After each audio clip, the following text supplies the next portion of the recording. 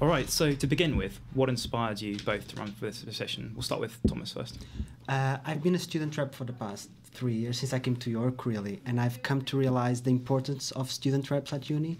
And at the same time, I think that universities in general seem to forget what they are, and they are where we are meant to learn and to develop our skills, and not just a business. And the role of a student officer, not only academic officer, but everyone who runs for USU, is to make sure that universities know that. All right, so James? Well, I think for me, ultimately what it comes down to is giving a voice to those people who have been denied one throughout the time at university. You know, you find a lot of the time that people are actually very keen to see change, but they're unsure about how to go about it.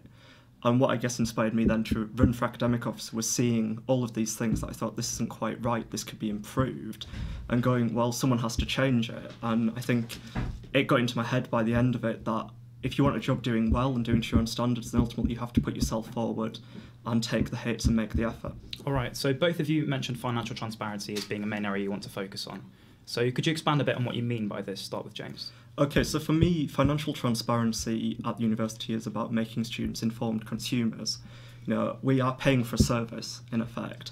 And what I would like departments to do is each year publish a breakdown of where their expenditure is going. Now, I appreciate there will be commercial sensitivity involved and that there will be issues around that, but I think we deserve the right as students to know where our money's going, what it's been spent on, and how it's being wasted in some cases. All right, Thomas. I think that's a very good point, and I have to agree with that. But in my manifesto I talk about transparency, I want to go into what it's more relating to students, and that is transparency, for example, to do with hidden costs in books and softwares and tools that students are not aware before they come into uni, or before they go from first year to second and second to third, and so on. All right, so both of you also stated there is a need for more frequent contact between students and departmental supervisors. However, you differ in your approaches. So, Thomas, you have suggested a feedback system in which students evaluate their individual supervisor, while James, you suggest introducing at least 15 minutes of one-to-one feedback at the end of each module.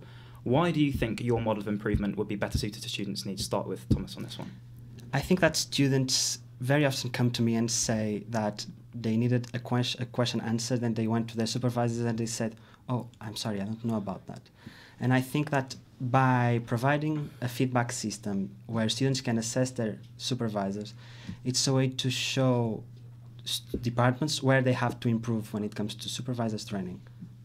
All right, and James? Well, I think, and this is where the difference kind of lies, is that what's more important for me about feedback is that we get feedback at the end of each module from lecturers, because at the moment that's a massive failing. And Thomas is right that supervisors are important, but supervisors are not the people you always need to be going to.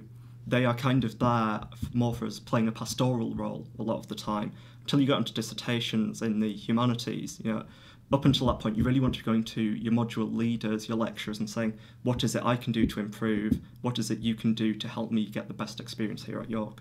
All right. So, James, one area that you've mentioned is technology, including implementing lecture capture for all departments and making the VLE more user-friendly. How would you go about implementing this? Well, I think, firstly, you know, we've seen up to now that it is possible to roll out lecture capture. There are pockets of resistance. However, there is no good reason for those pockets of resistance.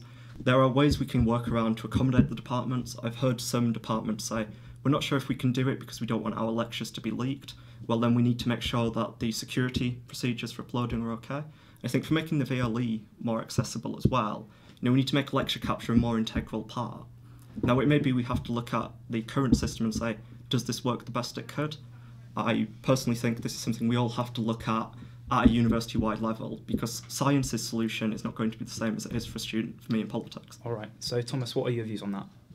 I think that student reps for the past few years and USO has looked into that, and many lecturers' opinions have changed when it comes to lecture capture because of the action of student reps.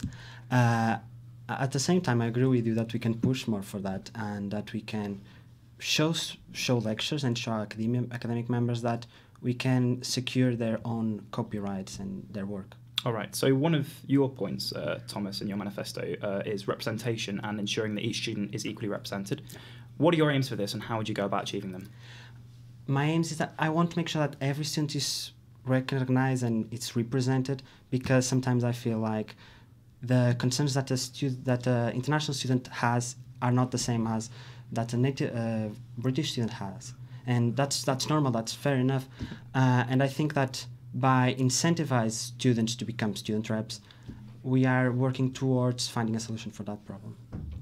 All right. And so, James, what are your thoughts on that? Well, firstly, I would like to say that I wholeheartedly agree with Tomas on representation, and I think that there is a lot to be done for international students. I think whomever of us does win this election should sit down with the other and say, what can we do? Because we have two very different experiences, but we both want what is best for York students. What I would say about the incentivisation is that that worries me a little bit. Because course and department reps need to be incredibly competent. They need to be people who are good at dealing with other students, who are organised. And Tomas is a sterling example of this. But if you incentivise something, you may get people doing it for the wrong reasons, for crude material gain. And that worries me a little bit. So do you think that there needs to be something in the selection process for course reps and student reps that may be changed? When it comes to course reps is an open position. Anyone can run. Everyone writes their own manifestos, and they go, and students vote for who they want to represent them. But department reps they go through a process at USU. They are interviewed.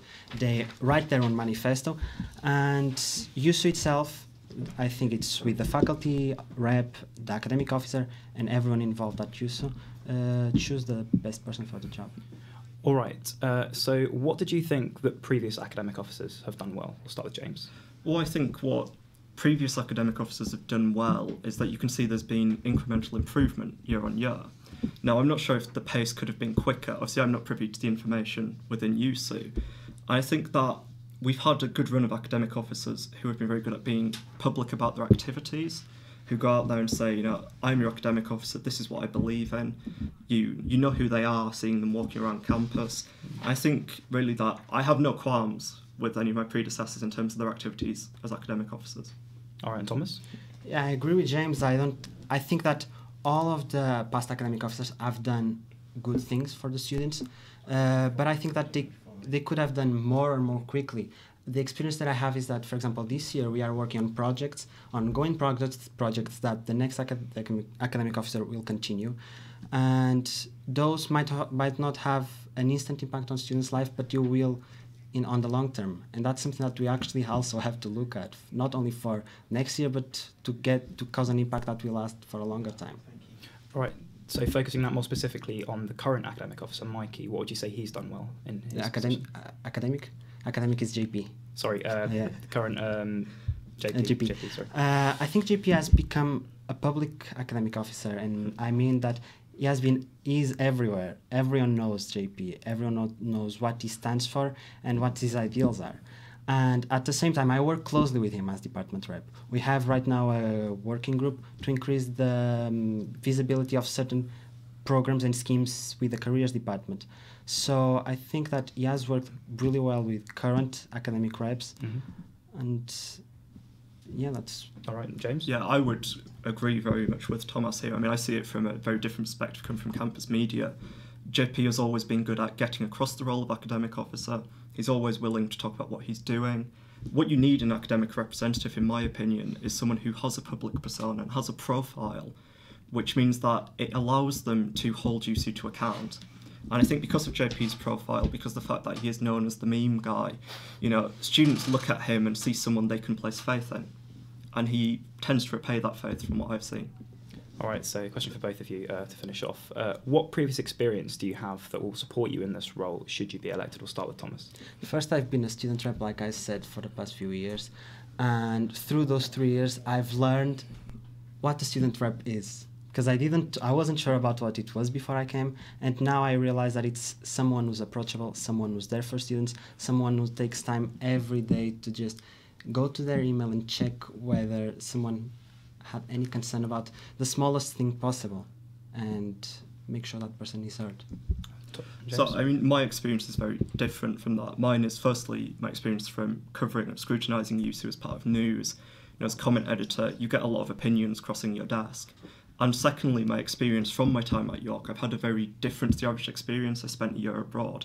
I've seen two models of how things could work, and I'm not stuck in kind of a rigid, this is how it's always been, this is how it always has to be. Now, on the side of do I have the experience of being in department? Not as much, but I talk to the lecturers, I talk to the students. I like to think of myself as someone who's quite approachable and willing to be flexible. All right, thanks very much, guys. It's been a pleasure to talk to you.